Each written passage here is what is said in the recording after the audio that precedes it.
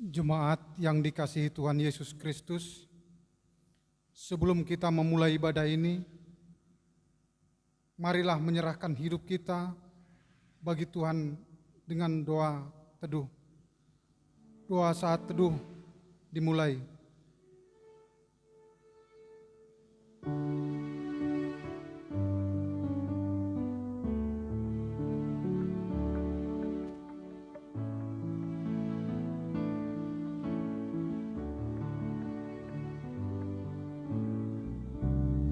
Amin. Mari kita memuji dan memuliakan Tuhan. Kita bernyanyi dari nomor 135 ayat 1 tambah dengan 2.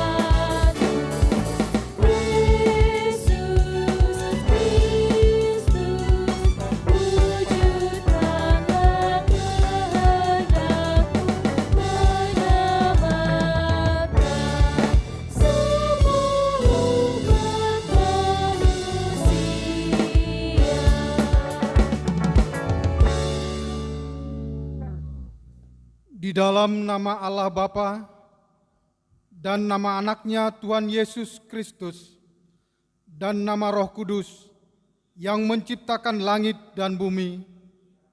Amin. Tuhan itu baik.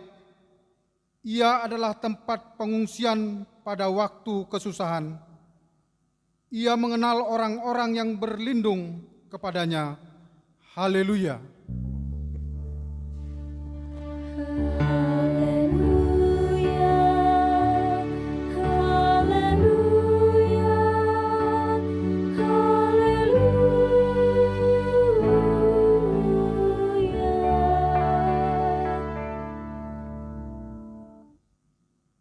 Mari kita berdoa. Ya Tuhan Allah Bapa kami yang di surga, berilah kepada kami hati yang kudus, pikiran yang baik, dan jiwa yang sungguh melakukan pekerjaan yang baik.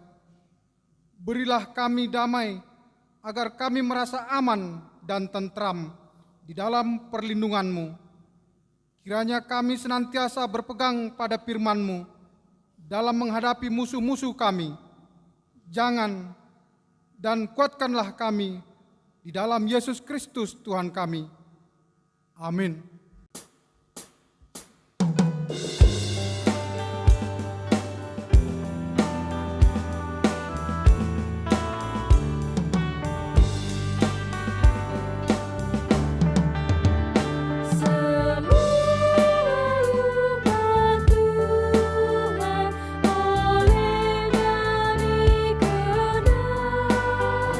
Yang tua dan yang muda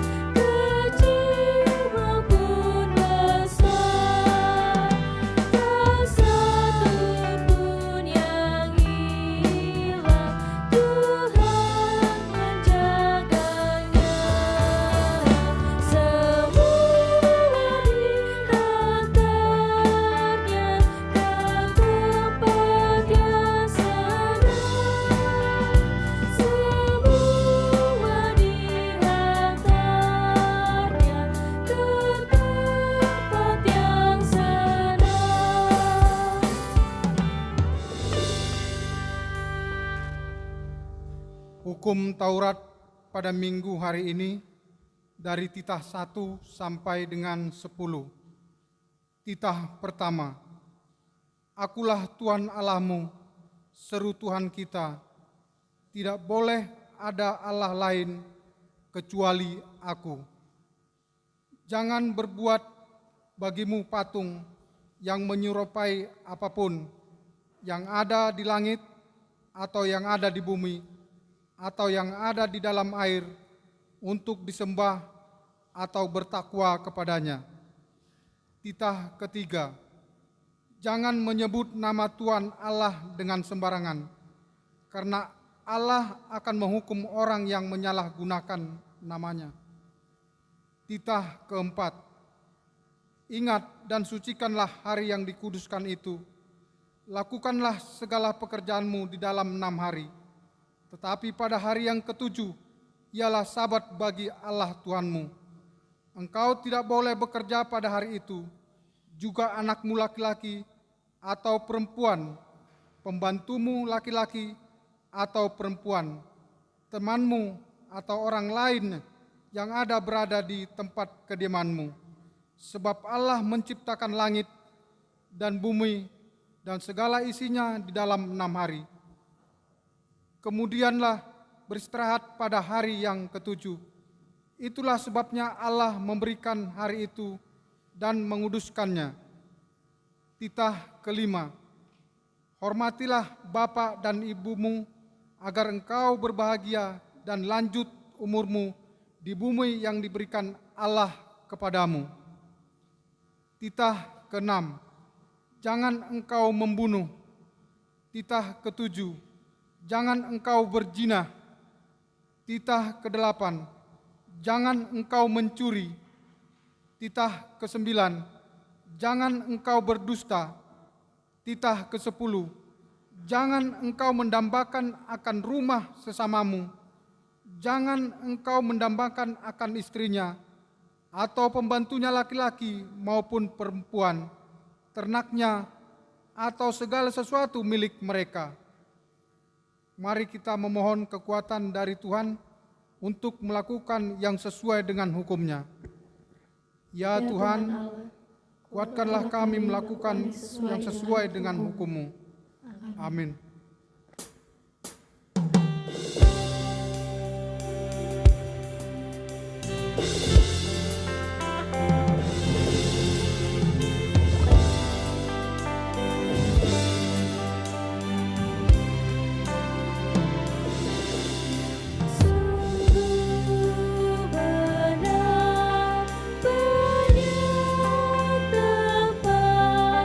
Di perjamuan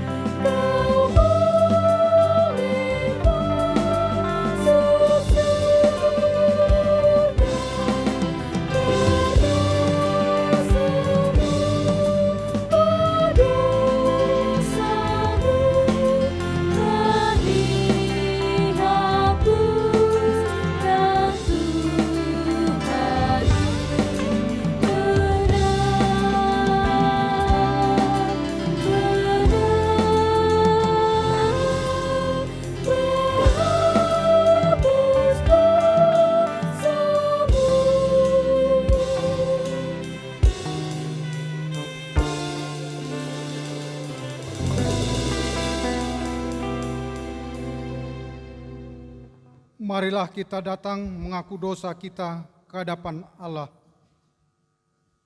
Ya Tuhan Allah Bapa kami yang Maha Kuasa, Engkau mengasihi kami orang yang hina dan tercela ini.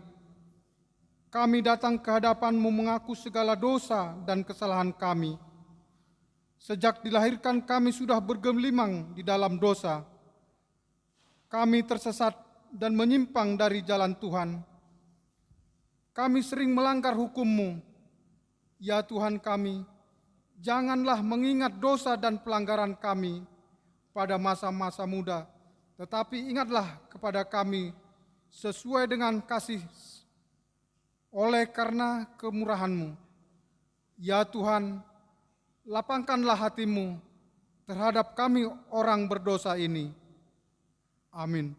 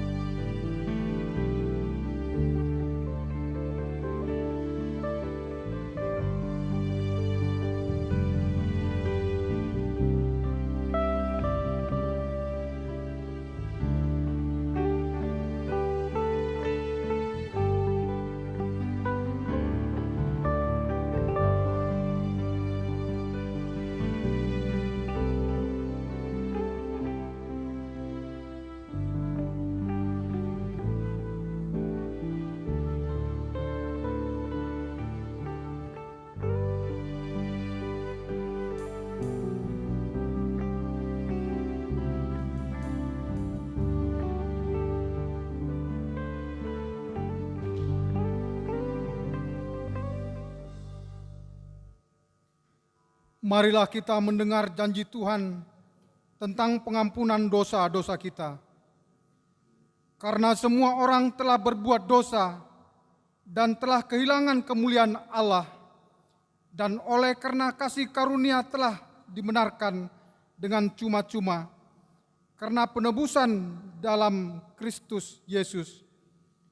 Kristus Yesus telah ditentukan Allah menjadi jalan perdamaian karena iman dalam darahnya. Kemuliaan bagi Allah di tempat yang maha tinggi. Amin.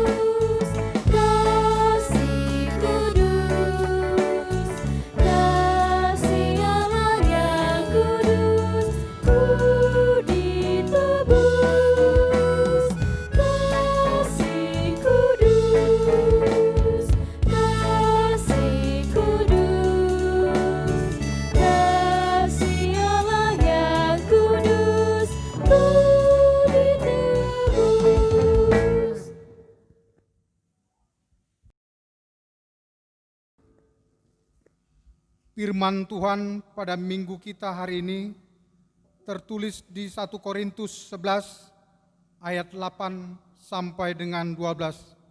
Kita baca secara responsoria. Sebab laki-laki tidak berasal dari perempuan, tetapi perempuan berasal dari laki-laki. Dan laki-laki tidak diciptakan karena perempuan, tetapi perempuan diciptakan karena laki-laki. Sebab itu, perempuan harus memakai tanda wibawa di kepalanya oleh karena para malaikat. Namun demikian, dalam Tuhan tidak ada perempuan tanpa laki-laki, dan tidak ada laki-laki tanpa perempuan. Sebab sama seperti perempuan berasal dari laki-laki, demikian pula laki-laki dilahirkan oleh perempuan, dan segala sesuatu berasal dari Allah. Demikian pembacaan firman Tuhan. Berbahagialah orang yang mendengar firman Tuhan serta memeliharanya. Amin.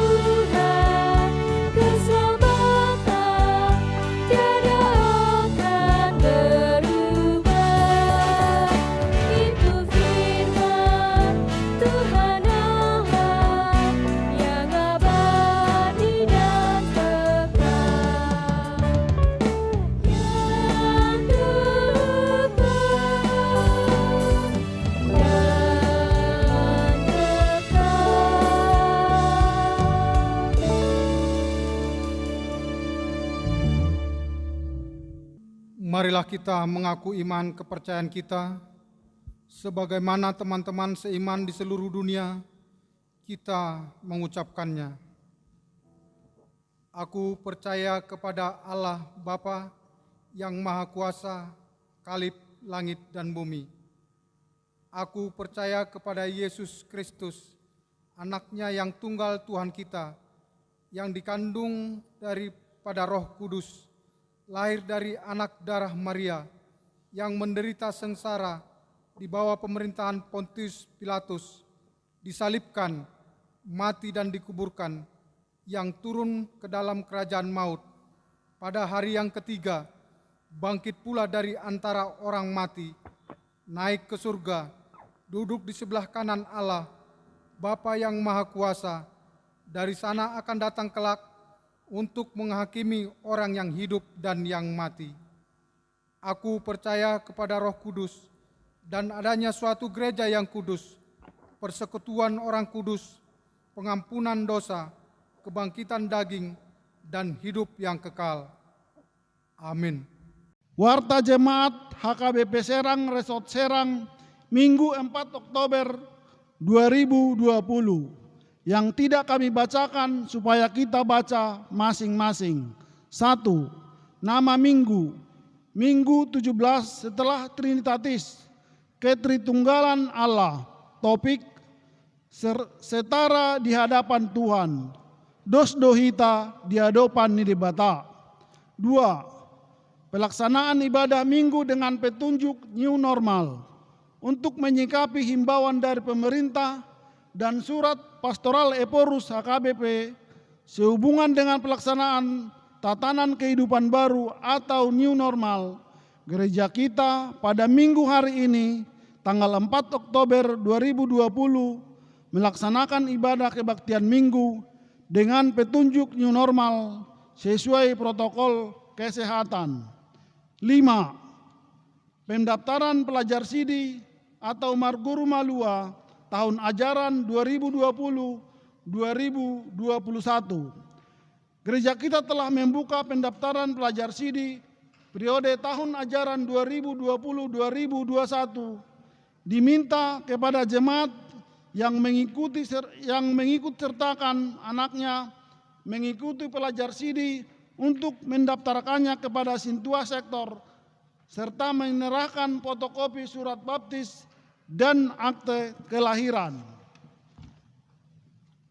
8. Ibadah rumah tangga atau pertanyaan sektor secara online.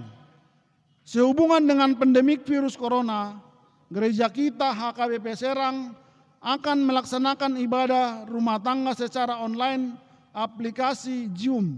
Ibadah sesuai jadwal pertanyaan sektor seperti sebelumnya. 1 jam sebelum ibadah dimulai, host mengirim ID dan password lewat grup sektor serta masing-masing harus menampilkan nama sektornya.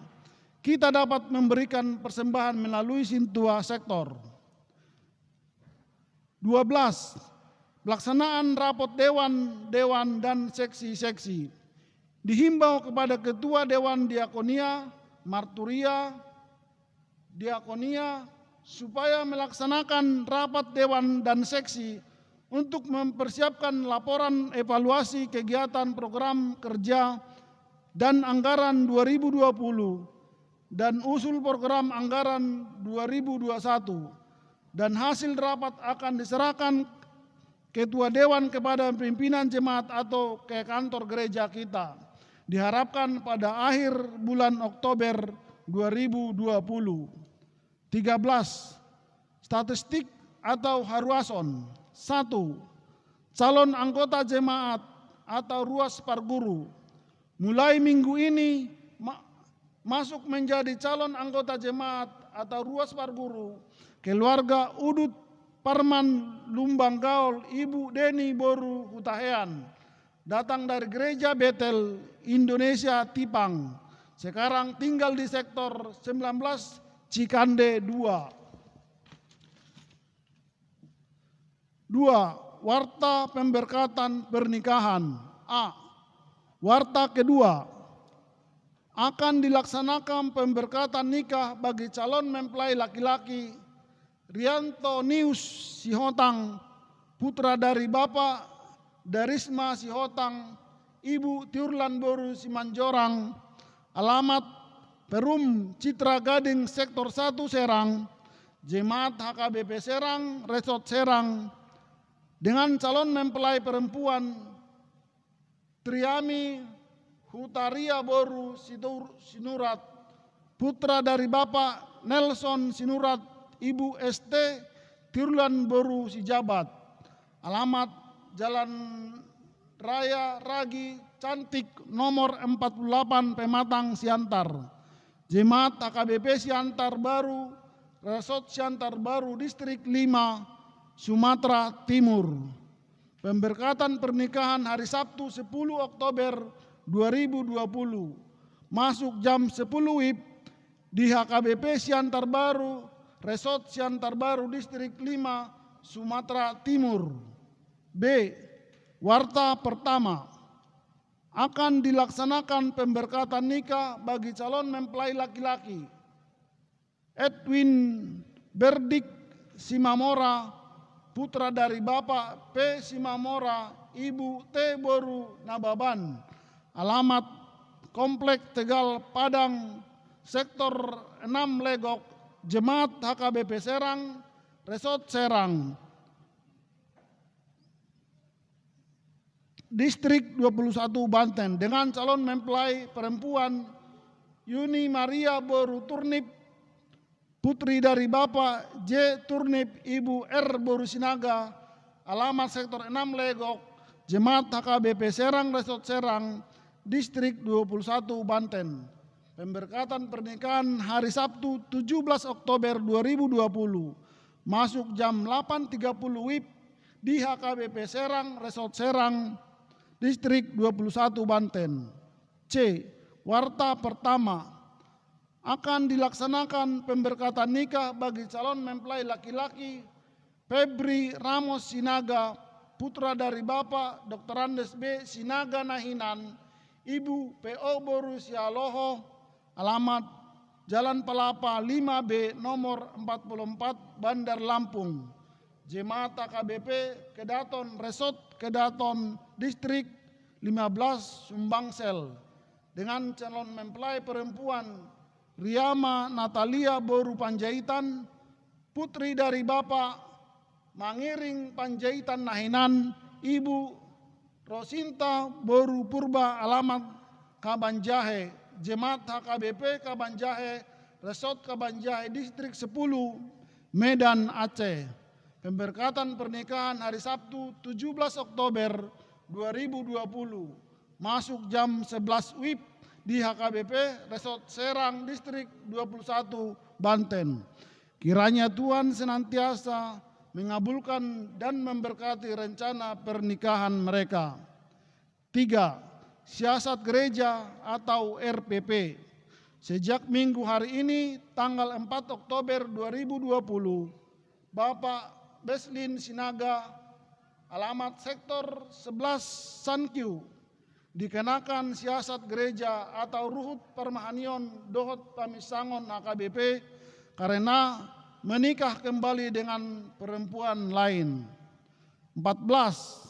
Pesta Kotilon dan HUT ke-64 HKBP Serang tahun 2020. Sehubungan dengan program gereja kita dan sesuai hasil rapot dan sermon majelis beserta panitia dari sektor 1 Serang, 3 Pandeglang, 9 Cilaku, akan kita laksanakan Pesta Kotilon dan HUT ke-64 HKBP Serang pada hari Minggu tanggal 1 November 2020.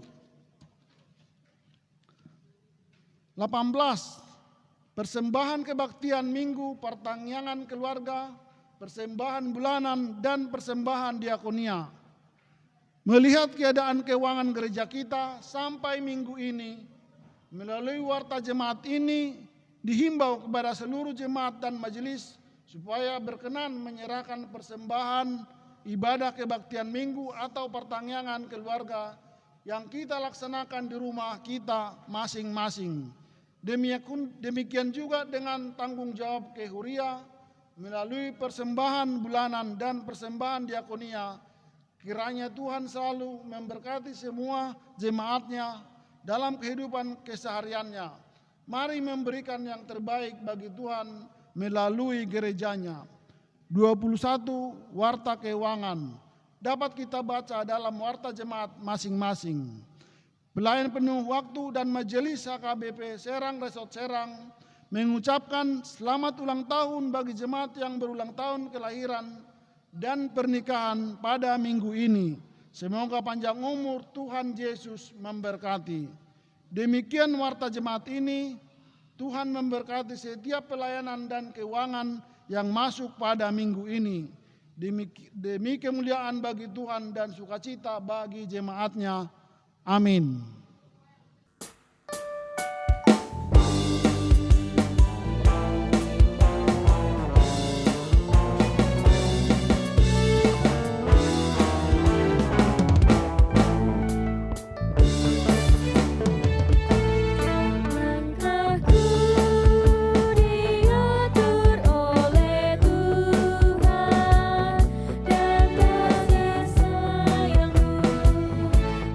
Menuntun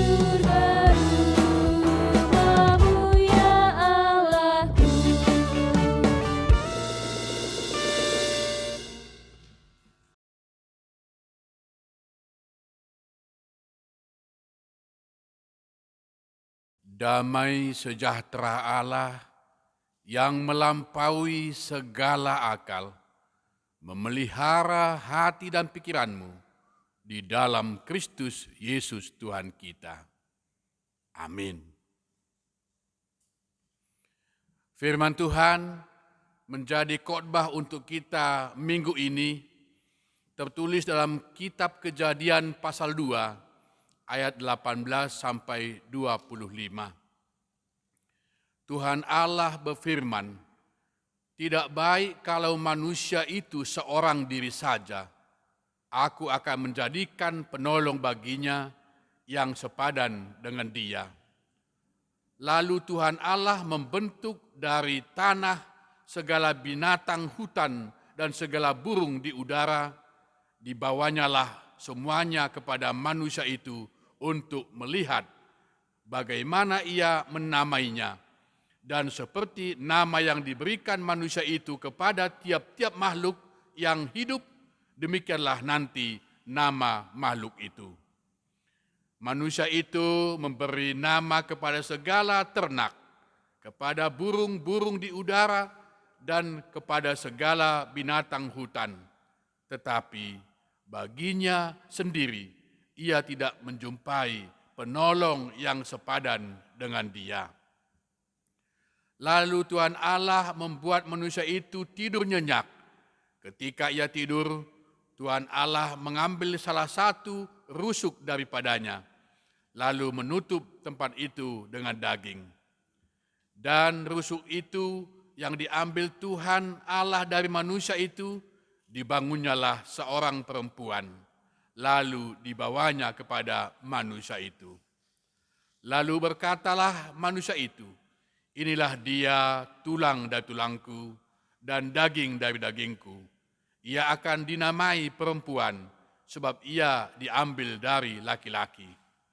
Sebab itu, seorang laki-laki akan meninggalkan ayahnya dan ibunya dan bersatu dengan istrinya, sehingga keduanya menjadi satu daging. Mereka keduanya telanjang, manusia dan istrinya itu, tetapi mereka tidak merasa malu." Demikianlah firman Tuhan.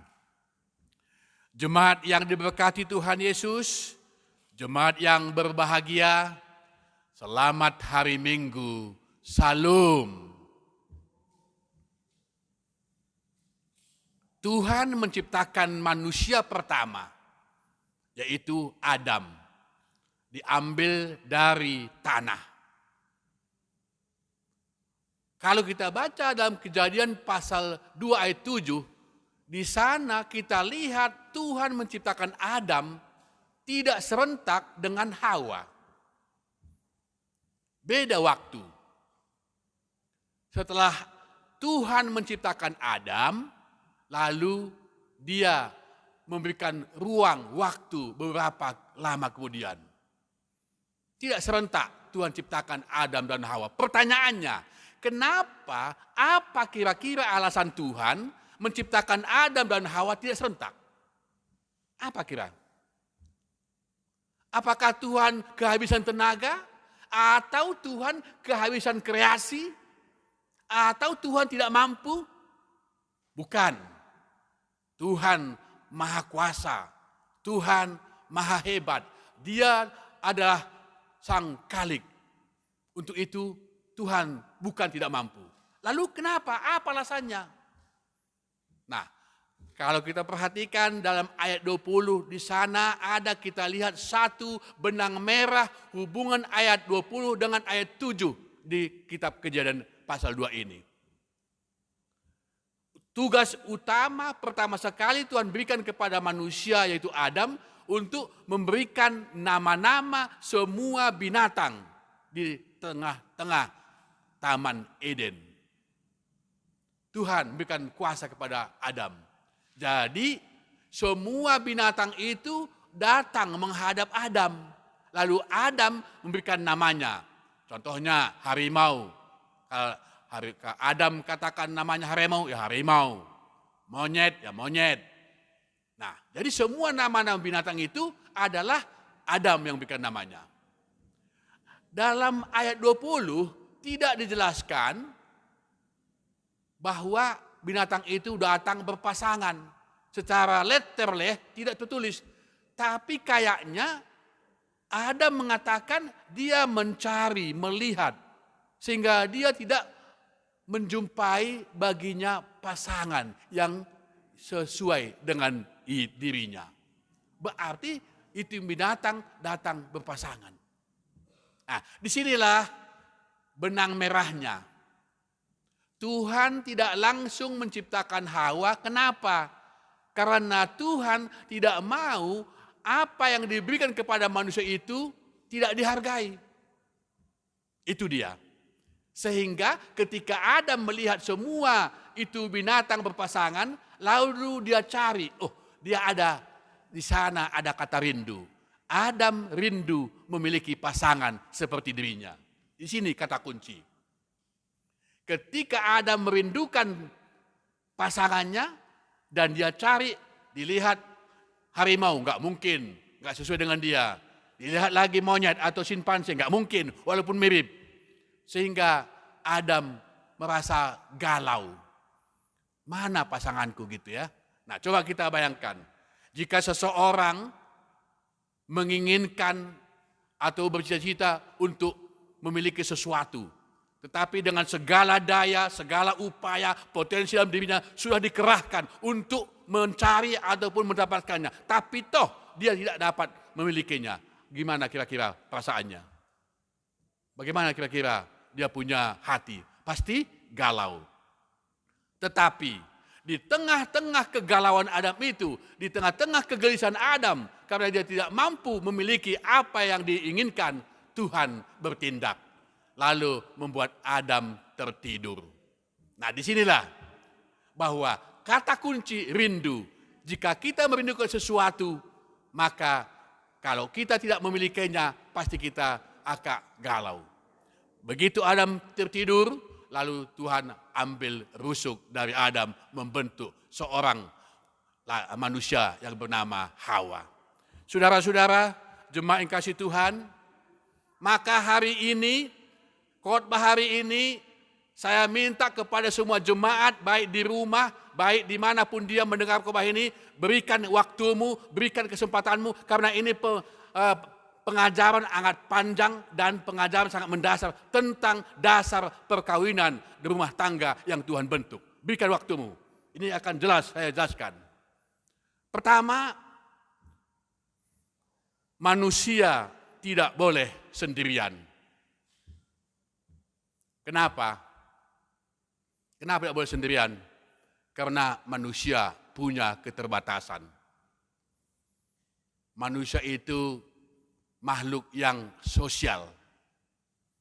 Tuhan menciptakan manusia harus berkelompok. Manusia bukan seperti singa yang hidup sendirian, melanggang sendirian di tengah-tengah hutan rimba, bukan. Tapi manusia adalah Tuhan perumpamakan.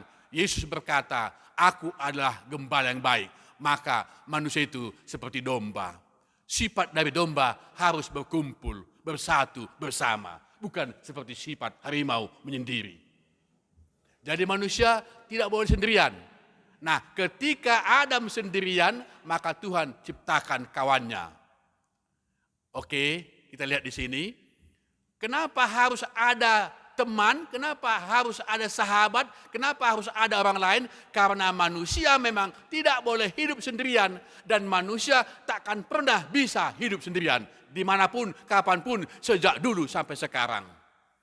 Untuk itulah kita lihat di sini dasar perkawinan.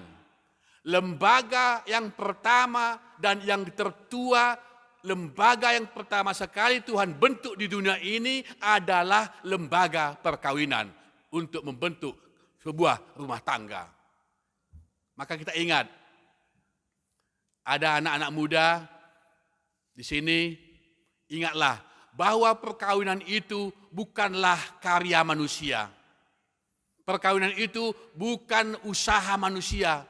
Pada awalnya perkawinan itu ada karena Tuhan, otoritas Allah yang menjadikannya, yaitu menciptakan Adam dan Hawa.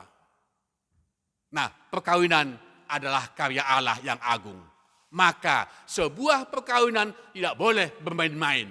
Sebuah perkawinan harus atas restu Tuhan, harus atas berkat Tuhan. Jika perkawinan dilakukan tanpa berkat Tuhan, maka itu akan hancur. Saudara-saudara, begitu Adam galau, di tengah kegalauannya Tuhan buat dia tidur. Lalu begitu bangun, Adam melihat ada seorang seperti dia. Dan kita ingat, siapakah laki-laki yang paling terganteng di dunia? Ayo, siapa laki-laki yang paling ganteng, paling tampan dunia? Itu adalah Adam. Siapakah perempuan yang paling cantik, yang paling hebat, yang paling luar biasa kecantikan di dunia? Adalah Hawa. Karena langsung ciptaan dari Tuhan. Nah, kita ingat bahwa manusia itu Tuhan ciptakan berapa? Ayo, berapa Tuhan ciptakan manusia? Bukan 2, tapi 1. Tuhan ciptakan manusia 1. Jenisnya 2. Ada laki-laki, ada perempuan. Di manusia 1. Nah, Tuhan ciptakan Adam dari tanah. Tapi Hawa dari rusuk Adam. Kenapa bukan dari tanah? Kok dari rusuk Adam? Karena Tuhan menginginkan manusia itu 1, bukan 2. Jadi Hawa adalah bagian dari Adam. Jadi laki-laki perempuan itu 1 nyawa, 1 tubuh, 1 roh, 1 jiwa. Jadi Adam dan Hawa itu 1, bukan 2. Ini dia. Harus kita sadari bahwa setiap perkawinan, maka yang dipersatukan oleh Allah tidak boleh diceraikan oleh manusia. Ini Yesus tegaskan. Nah, saudara-saudara, ini akan banyak pertanyaan saya ungkapkan di sini. Pertanyaan pertama, berapa Tuhan ambil rusuk Adam? 1. Apakah Tuhan tidak sanggup, tidak mampu menciptakan Hawa 2, 3, 4, 1000, 5000, 3000, 7000? Mampukah Tuhan? Sanggup. Lalu kenapa Tuhan tidak ciptakan Hawa lebih dari 1? Maka di sini diletakkan undang-undang perkawinan. Tuhan meletakkan undang-undang perkawinan di Taman Eden yang menetapkan bahwa seorang laki-laki tidak boleh beristri lebih dari 1. Seorang perempuan tidak boleh bersuami lebih dari 1. Maka undang-undang perkawinan di Taman Eden Tuhan tetapkan bahwa harus beristri 1 dan bersuami 1. Tidak boleh lebih. Ini dia. Apakah ada di dunia ini agama atau budaya yang mengizinkan beristri lebih 1? Ada. Ada budaya yang mengizinkan punya istri lebih 1. Ada agama yang mengizinkan punya istri lebih dari 1. Apapun agamanya, apapun budayanya, jika diizinkan, itu sudah melanggar undang-undang perkawinan di Taman Eden. Jelas, Tuhan tidak pernah mengizinkan beristri lebih dari 1. Maka Tuhan ciptakan Hawa itu hanya 1. Cuma dikasih Tuhan, maka Yesus tetap meneguhkan perjanjian itu. Tidak boleh bercerai dan tidak boleh nambah. Bagi budaya Batak, kalau cerai itu pantang. Pantang cerai kalau budaya Batak. Tapi nambah nggak salah. Nggak salah nambah. Tapi ada syaratnya ya. Syaratnya gimana? Contohnya si suami punya istri. Istrinya melahirkan hanya anak perempuan sampai 7. Nggak ada anak laki-laki. Ini syaratnya. Boleh nambah 1 lagi istrinya. Untuk mencari anak yang laki-laki. Ini budaya Batak. Nah, dibagi budaya Batak, kalau cerai pantang. Tapi kalau nambah, boleh. Makanya dulu raja-raja Batak punya istri 5, 6 biasa itu. Jadi umumnya di dunia ini semua budaya mengizinkan beristri lebih dari 1. Itu biasa itu diizinkan. Tapi Alkitab hari ini mengajarkan kita bahwa tidak boleh. Cerai juga boleh, nambah juga tidak boleh. Ya, ini harus dicatat ini. Selanjutnya kita lihat Tuhan ciptakan Hawa itu dari tulang rusuk. Kenapa bukan dari tulang kaki? Atau dari tulang kepala? Ada makna simbolis di sana. Kalau perempuan diciptakan dari tulang kaki, berarti perempuan itu diinjak-injak. Kalau perempuan diciptakan dari tulang kepala, berarti itu menjadi kepala, komandan. Bukan itu. Posisi perempuan diambil dari tulang rusuk adalah kesetaraan. Ya, kesetaraan. Jadi perempuan laki-laki itulah setara. Maka setiap perempuan itu lihat, di rumah dia harus melihat posisinya. Tidak pernah perempuan menjadi imam, kepala, tidak. Tidak pernah perempuan itu atau istri jadi kepala rumah tangga, tidak. Menjadi presiden bisa perempuan. Menjadi panglima ataupun kapolres bisa perempuan. Menjadi gubernur boleh perempuan. Menjadi bupati boleh perempuan. Menjadi wali kota boleh perempuan. Tapi kepala rumah tangga tidak boleh. Karena imam itu adalah suami ataupun si bapak. Ini Alkitab berbicara. Nah untuk itu perempuan itu diambil dari tulang rusuk. Menurut analogi itu manusia, rusuk itu posisinya di atas atau di bawah atau di tengah. Dia di tengah. Nah, jadi perempuan itu partnership, partner dari si suami. Kayak tanya, ini ibu-ibu yang mendengarkan khotbah ini. Menurut ibu-ibu, apa fungsi tulang rusuk dalam tubuh manusia? Apa fungsinya? Fungsi tulang rusuk adalah menjaga hati, jantung di dalam tubuh manusia. Itu. Jadi menjaga hati, jantung, melindunginya. Jadi apa tugas ibu-ibu? Apa tugas seorang istri? Ayo istri, jagalah hati dan jantung suamimu. Jangan kemana-mana lagi. Ya, jadi seorang istri, seorang ibu, seorang istri harus sanggup menjaga, memelihara jantung hati suaminya. Maka buatlah suamimu tenang dan betah di rumah. Buatlah rumahmu menjadi istanamu. Ya, saya sering katakan begini. Kalau seorang istri tidak sanggup melindungi hati suaminya, ada orang lain nanti di sana menjaga hatinya, merawat hatinya. Hati-hati. Ya. Bukan berarti si suami mendengar khotbah ini, bukan di khotbah ini menganjurkan supaya si suami untuk pergi ke orang lain, tidak. Tapi tugas seorang istri itu harus sanggup memelihara, melindungi hati, jantung suaminya supaya jangan kemana-mana lagi. Itu tugasnya ya. Ingat ibu-ibu. Ada 3 tugas pokok seorang ibu, istri. Tapi nanti saya paparkan. Lalu posisi tulang rusuk dalam tubuh manusia itu di bawah tangan atau di atas ketiak? Itu di bawah. Dilindungi atau dilepas? Pasti dilindungi. Nah, jadi itu rusuk dilindungi oleh tangan. Apa maksudnya? Seorang suami harus mampu, harus sanggup melindungi istrinya. Ini tugas utama. Seorang istri, dia berlindung kepada suaminya. Dan seorang suami harus sanggup memberikan perlindungan, keamanan, kenyamanan, ketentraman, kedamaian kepada seorang istri. Tugas utama dari suami. Ayo bapak-bapak, kalau bapak-bapak, suami tidak sanggup memberikan ketenangan, kenyamanan, kedamaian kepada istrinya, kalau nanti ada di kantor, istrinya di kantor kerja, ada juga di situ nanti memberikan dia ketenangan, bagaimana? Tapi awas ya ibu-ibu, khotbah ini bukan menganjurkan supaya pergi ke sana, tidak. Tapi ini tugas seorang suami harus memberikan ketenangan, ketentraman bagi seorang istri. Ini dia. Saudara-saudara, manusia tidak boleh sendirian. Karena kalau sendirian, dia kesepian. Ya, pasti kesepian. Kalau udah kesepian, bisa macam-macam pikirannya. Nah untuk itu,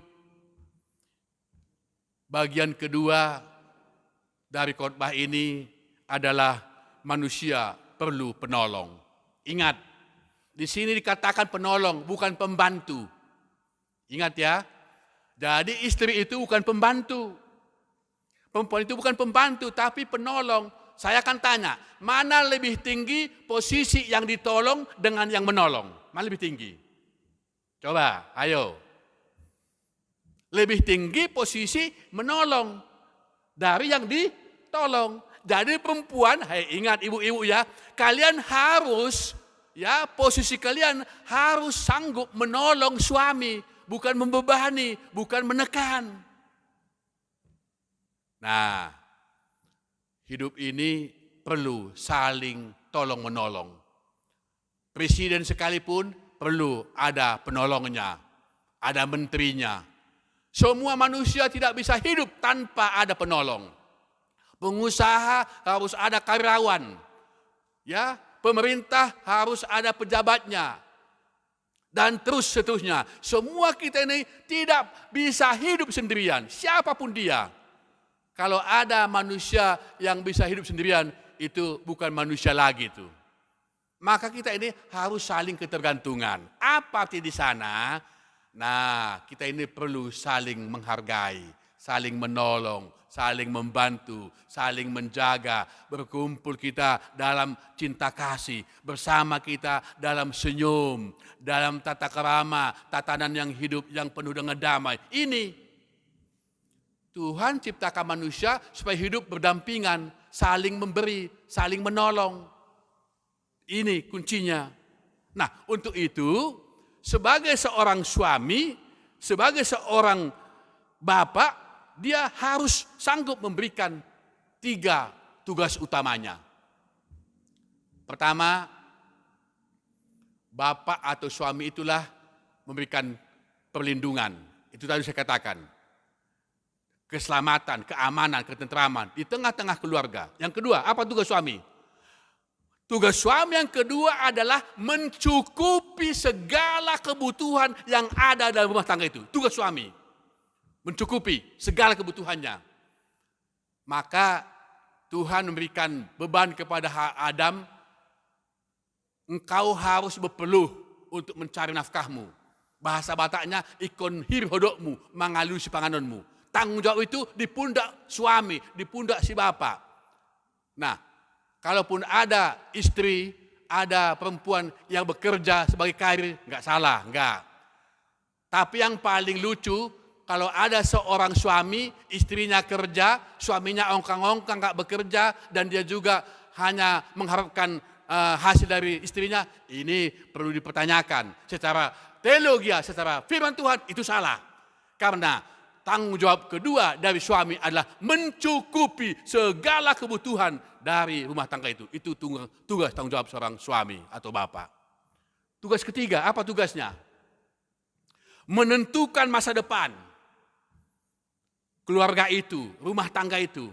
Itu harus ditentukan. Apakah mau kemana ini anak-anak dibawa?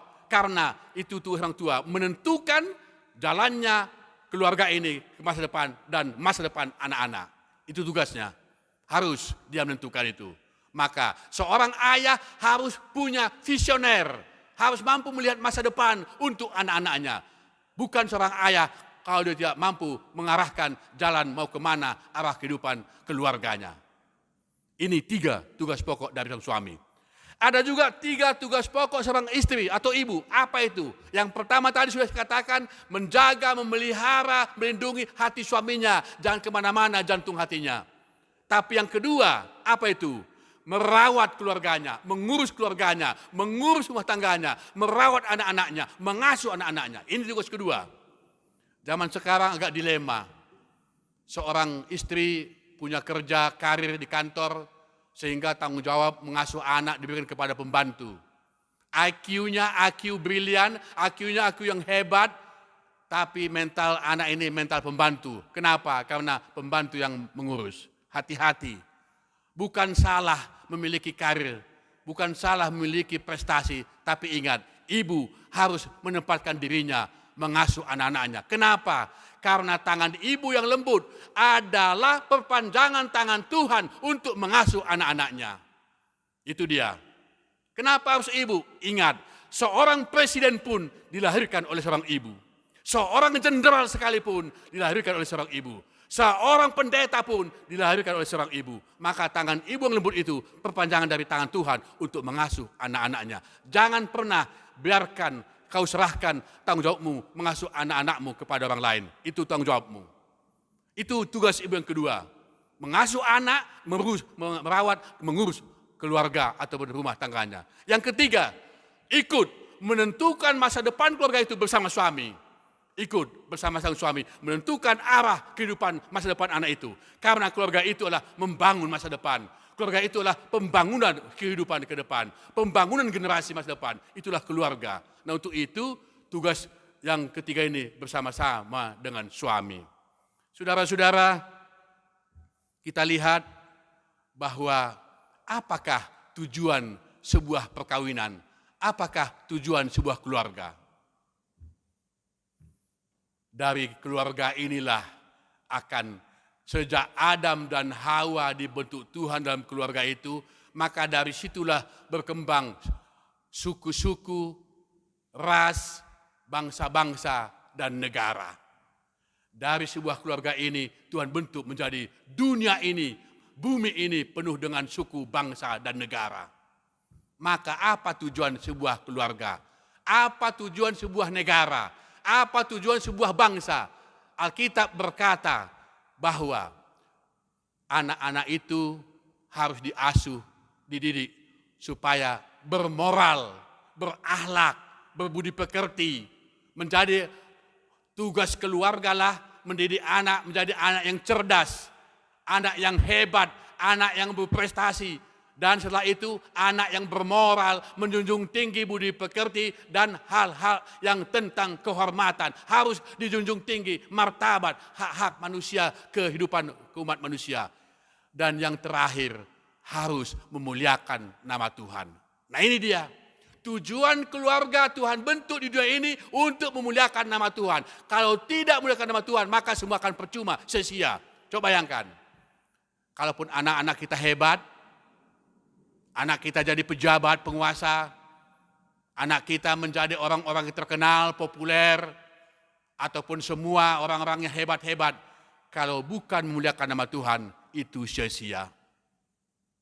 Tapi pembentukan keluarga melalui firman Tuhan hari ini, marilah bentuk keluarga kita yang hebat, berprestasi, anak-anak yang luar biasa, yang memang menjunjung tinggi nilai-nilai kebaikan dan kebajikan, dan juga harus tunduk kepada firman Tuhan. Kenapa harus tunduk? Kenapa harus taat? Karena Tuhan yang menciptakan manusia. Ini dia. Kita harus sadar, ke depan kita ini makin terpisah. Kalau tadi Tuhan katakan manusia tidak boleh sendirian, sekarang manusia sudah sendiri-sendiri. Hanyut dengan handphone masing-masing. Hanyut dengan tablet masing-masing, sendiri-sendiri. Udah berpisah, berselancar di dunia maya, enak, senang, berjam-jam, bahkan berhari-hari, sendiri-sendiri, di rumahnya, di mana dia, senang, sendiri.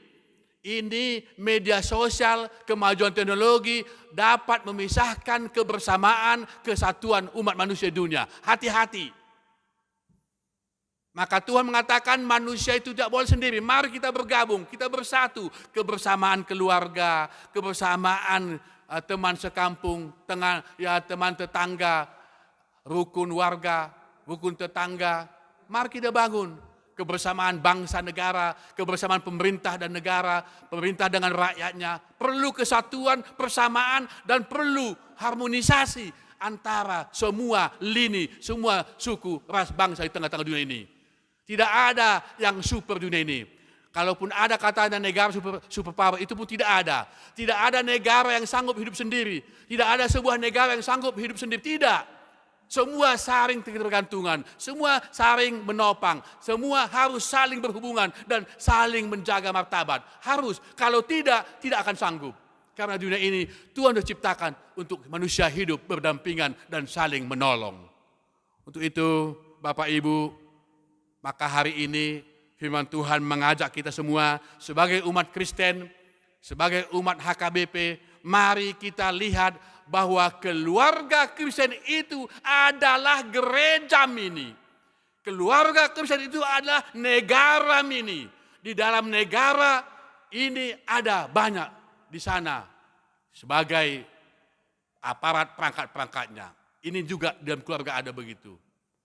Di dalam keluarga yang damai, di dalam keluarga bahagia akan terdapat negara yang kuat. Di dalam keluarga yang yang damai dan bahagia, terdapat negara yang hebat.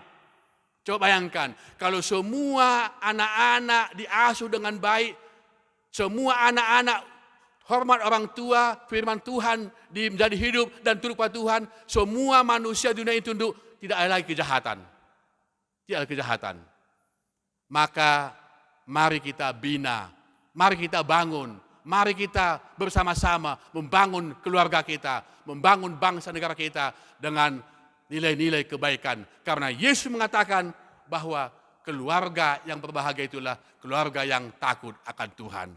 Tuhan Yesus mengatakan, ya sebagai murid-muridnya, dia menegur, biarkanlah anak-anak itu datang kepada aku, jangan kau halang-halangi.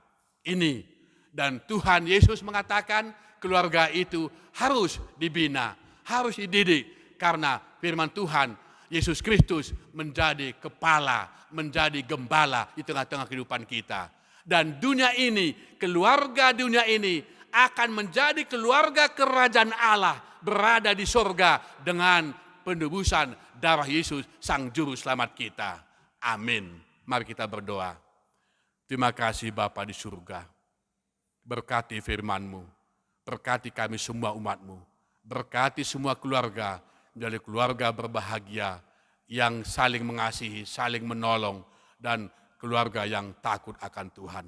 Berkati kami semua Tuhan, berkati rakyat, pemerintah, bangsa negara kami, agar kami saling menghargai, saling menolong, saling memberikan yang terbaik, membangun keluarga, membangun bangsa negara kami. Berkati kami semua agar menjadi anak-anak yang memuliakan nama-Mu saja. Di dalam nama Yesus Kristus kami telah bermohon. Amin. Mari kita bernyanyi dari nomor 820 ayat 1 dan seterusnya, dan sambil memberikan persembahan kita.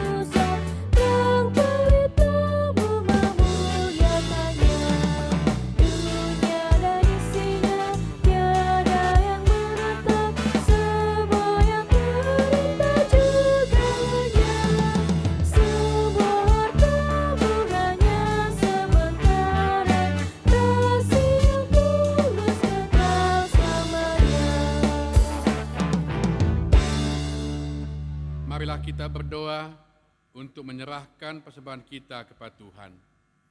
Ya Allah Bapa kami yang di surga, kami mengaku bahwa Tuhan adalah sumber dari segala karunia yang melimpah dalam kehidupan kami masing-masing. Sebahagian daripada karunia itu, kami serahkan kembali sebagai persembahan kepada Tuhan. Terimalah dan berkatilah persembahan umat-Mu ini, agar dapatkan pergunakan untuk pekerjaan dan pelayanan kerajaan Tuhan di dunia ini. Bukalah hati kami untuk mengenal betapa banyak berkat dan karunia yang kami peroleh dari Tuhan, supaya kami senantiasa bersyukur kepadamu di dalam nama Yesus Kristus Tuhan kami. Amin. Tuhan karuniamu, roh dan jiwaku semua, nyawa juga hidupku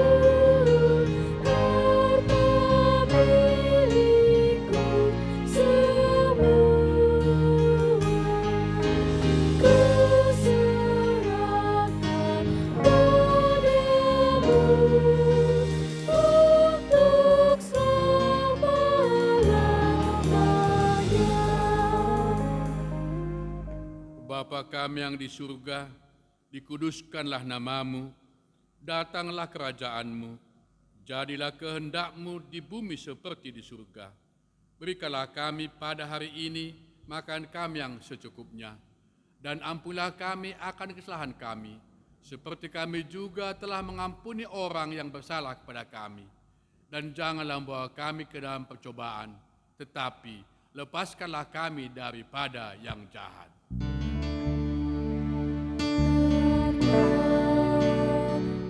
Engkau punya kerajaan dan kekuasaan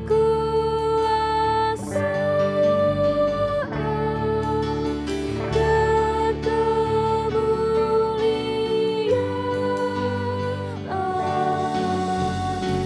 sampai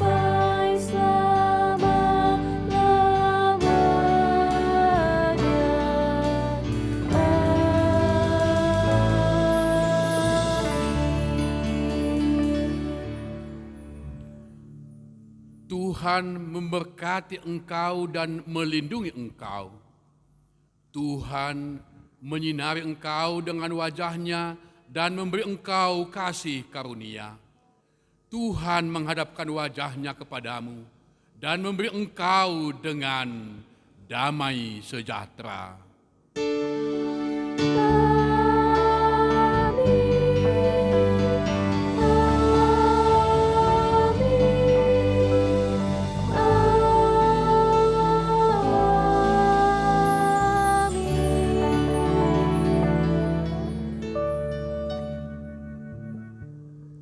Kami yang melayani dalam ibadah minggu hari ini, atas nama pendeta, sintua, song leader, multimedia, mengucapkan selamat hari Minggu kepada semua jemaat yang ada di HGP Resort Serang.